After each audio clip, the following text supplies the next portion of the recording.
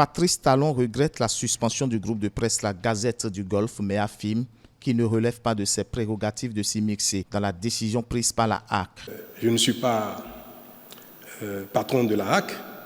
Je sais qu'il y a eu des manquements à la déontologie. Je me suis renseigné. Que je ne suis pas indifférent à ce qui se passe. Je me suis renseigné et j'ai eu l'information de ce que des manquements à la déontologie ont amené la HAC à prononcer des sanctions contre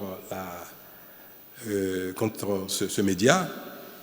Je sais aussi, j'ai vu qu'ils ont saisi la Cour constitutionnelle, mais je ne sais pas s'ils ont fait les recours ou si la Cour suprême ou ailleurs, je ne sais pas. Je ne sais pas quelles sont les démarches qui sont en cours pour que la sanction tombe. Mais les voies de recours existent. Donc ce n'est pas au président de la République de remettre en cause la décision de la HAC. En effet, dans une décision datant du mois d'août 2023, ce groupe de presse a été suspendu jusqu'à nouvel ordre par la Haute Autorité de l'audiovisuel et de la communication.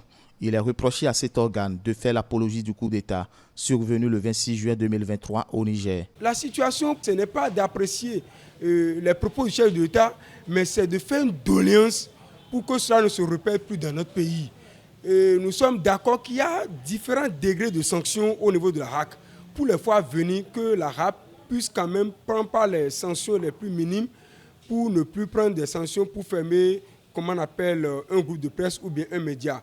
Quand on ferme un média, c'est l'espace de liberté qui se rétrécit comme ça. Golf quand même fait partie des médias les plus reconnus à la fois sur le plan national qu'international. Je pense qu'il est urgent que le président de la HAC, Rémy Prosper Moletti, fasse quelque chose pour que ça puisse vite se normaliser. Que deviendront les employés licenciés? Jusqu'à quand vont-ils résister? S'interrogent d'autres professionnels des médias. Parce qu'il ne faut pas oublier, au cours de la conférence de presse, la sortie médiatique du chef de l'État, il n'y avait pas encore le licenciement collectif. C'est juste après la sortie médiatique qu'il y a eu le licenciement collectif. Donc la question de licenciement collectif n'était pas sur tapis. C'est la question de réouverture du groupe de presse Golf qui était sur tapis. Donc du coup, à l'heure actuelle, les choses ont changé. Donc il faut inviter.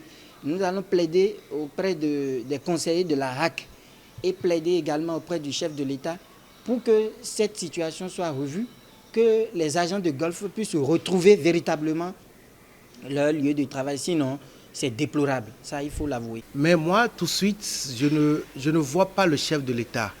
Je ne vois pas le chef de l'État dans la mesure où ce groupe de presse a tout de même un promoteur qui n'est pas des moindres et qui parle de Soumano dans ce pays. On le connaît très bien. Moi, d'ici, je voudrais lui lancer un appel. En toute chose, il faut faire prévaloir le sens d'humilité. Face à un État, on n'est jamais fort quand on est un individu. Et donc, je lui demande d'avoir un sens élevé d'humilité et au besoin faire son mea culpa. Demander pardon, demander des excuses, parce que c'est à partir d'une faute que toute la maison a été sanctionnée. Le même plaidoyer est adressé aux fêtiers. Il va falloir que, hommes de médias que nous sommes, il va falloir que les fêtiers, l'UPMB, surtout le CNPA et les autres structures, pourquoi pas, s'unissent pour quand même entreprendre des actions allant dans le sens de l'allègement des sanctions. Pourquoi pas remettre le groupe de presse La Gazette du Golfe en selle, mais le mettre peut-être en sursis et leur dire la prochaine fois, ça ira très mal. C'est aussi une forme de sanction. Lorsqu'on vous condamne par exemple au tribunal, on vous dit que vous êtes condamné à 2 ans d'emprisonnement avec sursis, c'est que vous êtes même en prison. Parce que vous êtes appelé sur le plan éthique, sur le plan moral, à avoir de bons comportements au sein de la communauté. Donc je pense qu'on peut entrevoir des possibilités de réouverture de la Gazette du Golfe. Les professionnels des médias rencontrés lancent un appel à l'endroit des personnes de bonne volonté pouvant plaider auprès du président de la HAC et du président de la République à le faire aussi vite qu'ils peuvent pour arranger la réouverture du groupe de presse La Gazette du Golfe, mais surtout sauver des vies et consolider des familles.